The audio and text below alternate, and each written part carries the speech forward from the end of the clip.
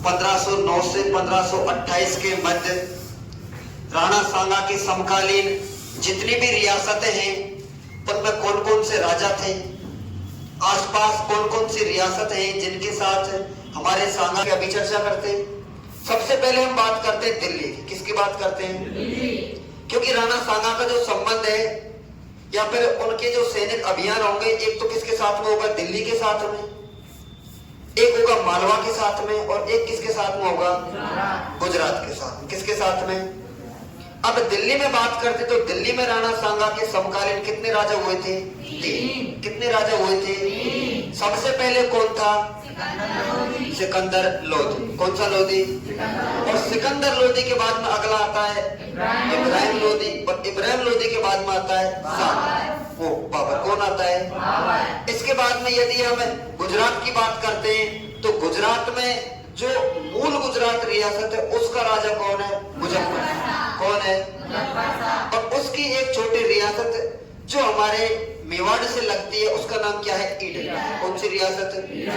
अब ईडर का जो राजा है वो कौन है? भाणा। कौन है? भाणा के कितने पुत्र? 2 पुत्र। एक कौन सा? सूर्यमल, और दूसरा कौन सा? लेकिन इन दोनों के भी एक एक पुत्र थे, रायमल और भाण। इन दोनों के मध्य उत्तराधिकार के लिए संघर्ष होते हैं। और यदि हम मालवा की बात करें तो मालवा में जो सांगा है इसके समकालीन जो शासक थे, जो राजा था, उसका नाम क्या था? महमूद खिलजी सेकंड। महमूद खिलजी। लेकिन मालवा की एक छोटी रियासत जिसको बोलते हैं चंदेरी। कौन सी? अब चंदेरी का जो शासक वो कौन है? मेदनीराय। कौन है? तो ये तो समकालीन राजा हुए। अब इनके साथ में सांगा की क्या अभियान होंगे? तो सबसे पहले दिल्ली की बात करते हैं तो दिल्ली में जो राणा सांगा के समकालीन राजा 3 हुए, एक सिकंदर लोधी, इब्राहिम लोधी और बाबर। अब सबसे पहले यदि हम सिकंदर लोधी की बात करते हैं तो सिकंदर लोधी के साथ में जो हमारा सांगा है उसके कोई भी ऐसे खास संबंध नहीं थे। कहने का मतलब सांगा का सिकंदर लोधी के साथ में कोई भी सैनिक अभियान नहीं हुआ, कोई भी युद्ध सांगा के द्वारा सिकंदर लोधी के साथ में लड़ा नहीं गया। इसके बाद में सिकंदर लोधी के बाद में दिल्ली का राजा कौन बनता है? इब्राहिम लोधी। और इब्राहिम लोधी क्या होता है कि वो अपने साम्राज्य का विस्तार करने वाला राजा था। कहने का मतलब जो इब्राहिम लोधी था वो साम्राज्य विस्तारवादी नीति वाला क्या था? राजा। अब इस साम्राज्य को विस्तारित करने के परिणाम स्वरूप वो मेवाड़ रियासत पर आक्रमण करता है। कहने का मतलब सांगा के ऊपर आक्रमण करता है, और जैसे ही सांगा के ऊपर आक्रमण करता है तो आक्रमण जब किया जाता है तो पहला आक्रमण होता है कौन सा?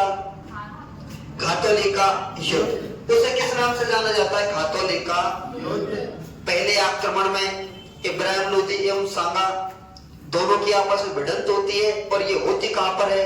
घातोली के मैदान में। और जो घातोली का मैदान हुआ करता था उस समय, कब की बात है? 1517। उस समय कहां पर था? बूंदी रियासत। कहां पर था?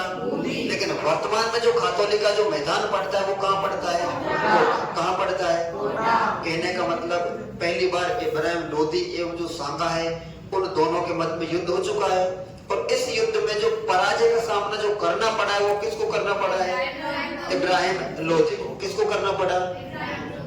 अब इस पराजय का सामना जो इब्राहिम लोधी को करना पड़ा, तो इसी के चलते आगे करके जो अपनी पराजय है उसका भी बदला लेने का प्रयास करेगा। अब जब ये अलग से प्रयास किया जाता है इसका मतलब दोबारा युद्ध होगा। अब दोबारा एक बार अपनी पराजय का बदला लेने के लिए राणा सांगा एवं इब्राहिम लोधी दोनों फिर से एक दूसरे के आमने सामने उपस्थित हो जाते हैं। अब ये जो एक दूसरे के सामने आते हैं तो ये जो युद्ध होता है वो कहां पर होता है? बाड़ी। कहां होता है? अब जो बाड़ी है, बाड़ी का मतलब ये कहां पड़ता है? धौलपुर में। कहां पड़ता है? अब ये बात कब की है? 1518। कब की है? कहने का मतलब 2 बार इब्राहिम लोधी एवं सांगा के मध्य में क्या हो चुका है? युद्ध। एक बार कहां हुआ था? घातोली में, और दूसरा कहां हुआ? बाड़ी में। घातोली में हुआ था 1517 में, और बाड़ी में हुआ था 1518 या 19। बात क्लियर है ना? इसके बाद में ये हुआ कि जो मुस्लिम रियासत है जो दिल्ली में, अब मुस्लिम जो राजा हैं, जो सरदार हैं, उनको ये खतरा होने लग गया कि जब हमारी जो मुस्लिम रियासत है, जो मुस्लिम साम्राज्य है, अब वो क्या हो रहा है, डगमगा रहा है, खतरे में। किसमें है? अब इस सब के चलते एक रियासत थी जिसको बोलते हैं पंजाब। कौन सी रियासत है? पंजाब के दो सरदार थे जिनका नाम था दौलत खां लोधी एवं आलम खां लोधी। दौलत खां लोधी और आलम खां, इन दोनों ने मुस्लिम रियासत को बचाने के लिए जो बाबर है, जो अफगानिस्तान काबुल के राजा हैं, उनके लिए क्या कर दिया, निमंत्रण कर दिया। क्या कर दिया? कहने का मतलब बाबर को निमंत्रण दिया कि बाबर आप भारत में आओ और हम सब आपका साथ देंगे, और जो दिल्ली है वहां पर आपको क्या होना, विराजमान होना है। कहने का मतलब भारत में जो मुस्लिम रियासत है, मुस्लिम सिंहासन है, उसकी आपको क्या करनी है, सुरक्षा करनी है, उसको बचाना है, उसके ऊपर विराजमान आपको होना है। अब इसके चलते बाबर हमारे भारत में क्या लेते हैं, एंट्री लेते हैं। अब इस समय जब बाबर की एंट्री होती है तो जो दिल्ली में जो सिंहासन पर विराजमान है वो कौन है, इब्राहिम लोधी। कौन है? अब जैसे ही बाबर भारत में आते हैं तो सबसे पहले युद्ध किसके साथ में लड़ेंगे, इब्राहिम लोधी के साथ में। किसके साथ में? अब इब्राहिम लोधी के साथ में बाबर का युद्ध होता है, जिसको किस नाम से जाना जाता है, पानीपत का प्रथम युद्ध। कौन सा युद्ध? पानीपत का जो प्रथम युद्ध है, ये किन किन के मध्य में लड़ा जाता है, बाबर एवं इब्राहिम लोधी। और इसमें जो पराजय होती है वो किसकी होती है और विजय किसकी होती है? कहने का मतलब पहली बार जो भारत है उसमें मुगल वंश की स्थापना होती है। युद्ध कब होता है? 1526 में। और जैसे युद्ध होता है तो अब बाबर की विजय होने पर यहाँ कौन से साम्राज्य की नींव स्थापित हो जाती है, मुगल साम्राज्य। कौन से साम्राज्य की? अब मुगल साम्राज्य की जैसे नींव स्थापित होती है तो तोपखाने एवं गोले बारूद का भारत में जो पहली बार प्रयोग हो रहा है वो किस युद्ध में हो रहा है, पानीपत का प्रथम युद्ध। अब इन सब के चलते बाबर दिल्ली पर क्या हो जाते हैं, विराजमान हो जाते हैं और दिल्ली में मुगल वंश की नींव स्थापित कर देते हैं। अब ये आक्रमण किसके ऊपर करता है, सांगा के ऊपर। किसके ऊपर करेगा? अब सांगा के ऊपर आक्रमण करता है तो एक बार तो सांगा के ऊपर जब पहली बार आक्रमण किया जाता है तो वो होता है बयाना में। कहाँ होता है? अब बयाना का जो युद्ध होता है ये होता है फरवरी के महीने में। कौन से महीने में भाई? 1526 में बाबर आया और अगले ही साल 1527 में फरवरी के महीने में किसके ऊपर आक्रमण होता है, सांगा के ऊपर। अब ये जो आक्रमण होता है ये होता कहाँ है, बयाना में। कहाँ होता है? इसको जाना जाता है बयाना का युद्ध। कौन सा युद्ध? अब बयाना के युद्ध में होता क्या है कि जो बाबर है ना वो स्वयं का सांगा के साथ में मुठभेड़ नहीं होती, एक दूसरे आमने सामने नहीं होते। यहाँ पर जो सांगा का एक सैनिक है जिसको बोलते हैं उसका नाम है इश्क आका। कौन था? इश्क आका यहाँ पर आता है और इश्क आका ने आके जो बयाना का जो किला है यहाँ पर अपना क्या करता है, राज स्थापित करता है। और यहाँ जो बयाना का किला है उसका जो किलेदार बना दिया जाता है वो किसको बना दिया जाता है, मेहंदी ख्वाजा को। किसको बना दिया जाता है? अब इन सभी बातों का पता अभी तक किसको नहीं है, सांगा। किसको पता नहीं है?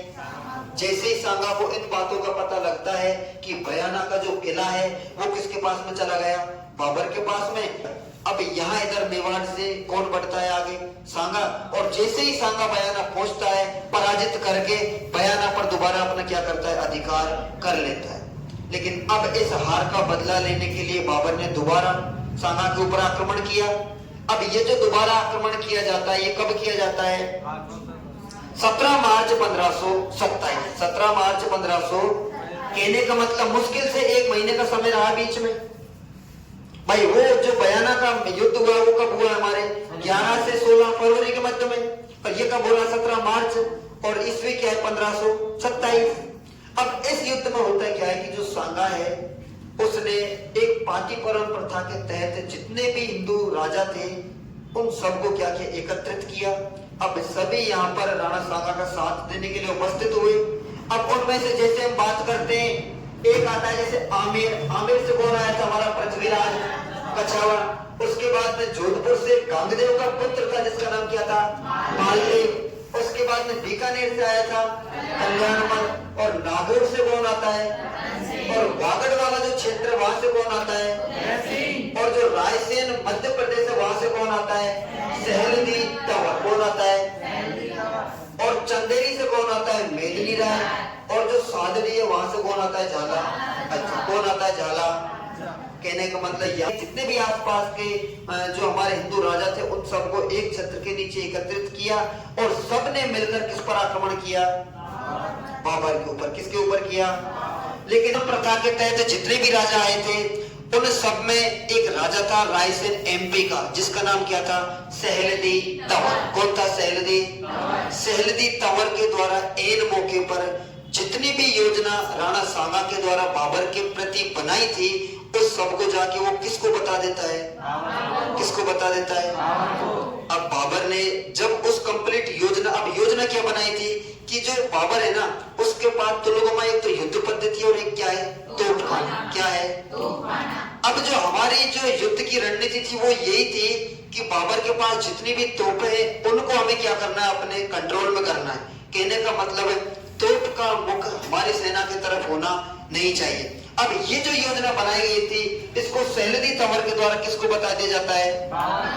अब जैसे ही बाबर को इन सारी बातों का पता लगता है तो उन्होंने जो अपनी तोपों की जो सैनिक ताकत थी उसको और भी दुगना चौगुना कर दिया। कहने का मतलब उस शक्ति को और भी बढ़ा दिया।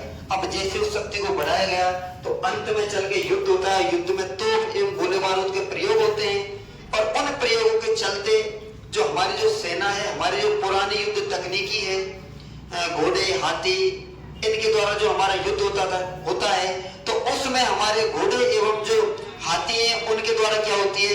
एक ऐसी गूंज की, तोपों के द्वारा ऐसी गूंज उत्पन्न होती है, उनसे हमारे घोड़े एवं जो हाथी हैं उन्होंने ऐसी गूंज को पहले कभी नहीं सुना और इसके चलते उनमें क्या मच जाती है? खलबली मच जाती है। और इन सब के चलते सांगा के शरीर पर कुल कितने घाव लग जाते हैं? 80 घाव। कितने घाव लगते हैं? अब इन 80 घावों के चलते राणा सांगा बेहोश अवस्था में पहुंच जाते हैं और इस बेहोश अवस्था में जैसे वो जाते हैं तो इस समय होता क्या है कि जो झाला अज्जा है वो हमारे राणा सांगा या फिर मेवाड़ का राजमुकुट धारण करते हैं और राजमुकुट को धारण करके जो हमारी मेवाड़ की सेना है उसका क्या करते हैं? नेतृत्व करते हैं। कहने का मतलब मेवाड़ के लिए नेतृत्व प्रदान करते हैं। कौन करता है? झाला अज्जा। कौन करता है? अब यहाँ से जो राणा सांगा है उसको युद्ध भूमि से बाहर कौन कर रहा है? झाला अज्जा ने किया है। अब यहाँ से जो सांगा है उसको बाहर ले जाया जाता है। अब एक बार होश आता है। अब जैसे ही होश आता है तो यहाँ पर वो सिर्फ एक ही बात पूछते हैं कि हम वर्तमान में कहाँ पर हैं और बाबर कहाँ है? हमको युद्ध किससे लड़ना है? बाबर से। और उसको क्या करना है? पराजित करना है।